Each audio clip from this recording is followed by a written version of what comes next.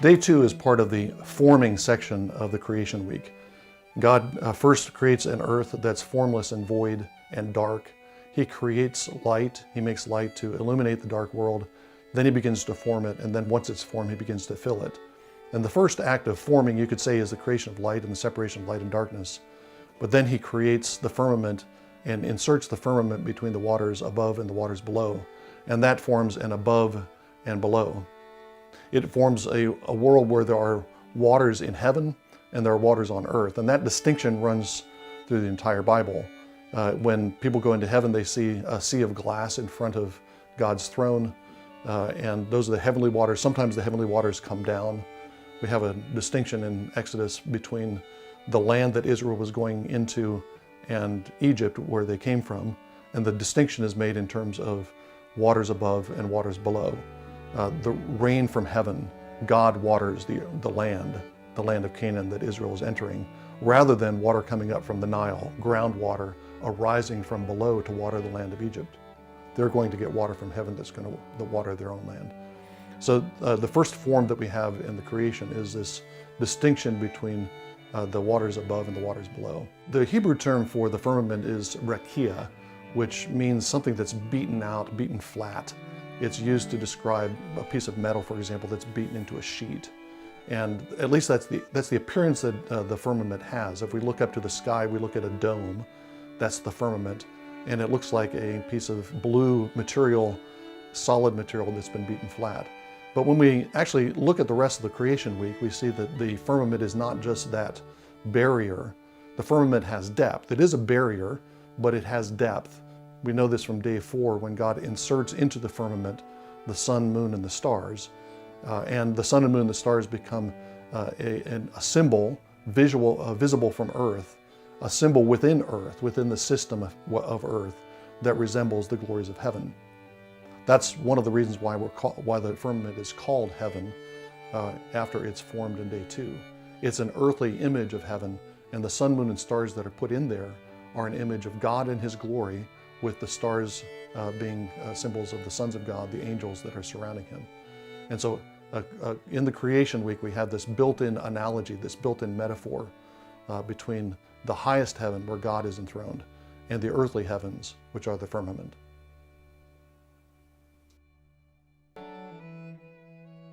In the last episode, talking about the firmament, we mentioned that it's the barrier between the waters above and the waters below. We could also say it's the barrier that lies between God's highest heaven, God's throne room, where God is enthroned, and the earthly realm beneath. That barrier shows up in a number of places in the Bible. When the elders, Aaron and Moses, feast on Mount Sinai, for example, they look up at the Lord, and they look up through a pavement that looks like sapphire, and up above the pavement they see the Lord. And the Lord is visible to them as they eat and drink in his presence. He doesn't stretch out his hand against them, and they have a meal in the presence of the Lord, but a meal with a barrier between them. Ezekiel sees a similar barrier when he sees the glory of the Lord appear by the river Kibar when he's in exile. He also sees this barrier between this firmament that is above the figure that he sees in the midst of the glory cloud. That barrier is not a permanent feature of creation. This, I think, is one of the reasons why there's no pronouncement that the second day is good. We think that after everything God does, he pronounces it good. Creates light, separates light and darkness, that's good. He separates the waters and the land and makes the plants grow from the land, he says that's good. He puts the stars, sun, and moon in the heavens, and he says that's good. That's true of every day except the second day. There's no pronouncement that it's good. And I think one of the reasons for that is because that barrier that separates the throne room of God and the lower realm of man is not permanent. That's going to be shattered. We actually see a picture of this shattering in the book of Revelation. In some places in the Bible, that firmament, which looks like a solid dome over the earth, is pictured as an ice dome. Hail is a symbol of the shattering of that firmament, the shattering of that barrier.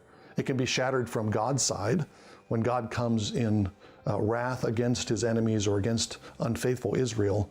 He breaks through the firmament and he comes with a storm of fire, lightning, and hail. It's hail because he's breaking that ice, that ice dome from above. And that's what we see in the book of Revelation. We see several times where hailstorms appear, especially at the end of chapter 16 in Revelation, where there's a hailstorm with hailstones that are 100 pounds each. And the reason for that is because the whole story of Revelation is about the throne of God, which begins above the firmament with the sea of glass, the firmament sea, the heavenly waters in front of the throne. From that position when John first sees the throne to the position at the end of the book where God's throne has come through the firmament, shattered the ice dome, and come down to dwell on the earth. And that's the final condition of creation, when that barrier between God and man is gone, the veil is lifted, and the bride and the bridegroom live in fellowship and communion forever.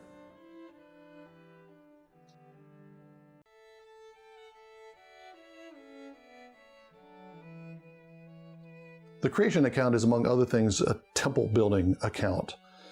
God is building his cosmic temple. And we can find analogies between the construction of the tabernacle by Moses, the construction of the temple by Solomon, and the creation week. And one of the things that's happening in both cases is the formation of boundaries. God creates boundaries between the waters above and the waters below. He makes boundaries between the land and the sea, the land and the ocean on day 3. God is creating and forming a world. That's what Moses and Solomon do as well when they build their sanctuaries. They form a world bound off the holy places from the profane places, bound off places that have different degrees of holiness. So we have this analogy built into the creation account between temple building and creation. And that informs our understanding of what the firmament is. I mentioned in the first episode of this series that the firmament is not just a shell, it's not just a flat shell, a dome above the earth, but it actually has depth. We not only know that from the creation week because the sun, moon, and stars are placed in the firmament, but we also know that from several places in the Psalms where the firmament, that heavens, that visible heavens, is compared to a tabernacle. Psalm 19 tells us that it's like a tabernacle. The Lord has made a tabernacle for the sun. And Psalm 150 begins with an exhortation to praise him in the sanctuary and to praise him in the firmament. There's this poetic parallel between the firmament and the sanctuary. And I think the firmament, this thick barrier that we think of as outer space, that corresponds to a particular section of the temple. It corresponds to the holy place. The holy place is the place where we have the lampstand, that is the sun, moon, and stars, the lights of heaven as the ancients understood it. The holy place is where we have bread, the bread of God. The bread of God comes down from the sky during the wilderness wanderings when it comes down as manna. God feeds Israel with the bread of angels, we're told in the Psalms. That's another indication that the firmament is the holy place. And then the holy place also contains an altar of incense that is a kind of ladder from the holy place into the throne room of God. So in the Old Testament, the priests, when they were doing their ministry within the holy place, were doing it in a symbolic firmament. They had ascended as far as the firmament, but they had not ascended all the way to the throne room. They hadn't gone through the final barrier into the throne room. And this, of course, is what Jesus does for us, according to the book of Hebrews. He goes into the inner sanctuary. He goes directly into the throne room of God, taking his own blood, having offered himself as his own sacrifice, and he makes a way for us, not just into the holy place that the ancient priests entered, but he makes a way for us past the holy place so that we are seated with Christ in heavenly places. We share the throne of God. We receive the benefits and blessings and gifts of the inner sanctuary, not just the blessings of the firmament. We are elevated above the sea, above the firmament, with Christ in glory.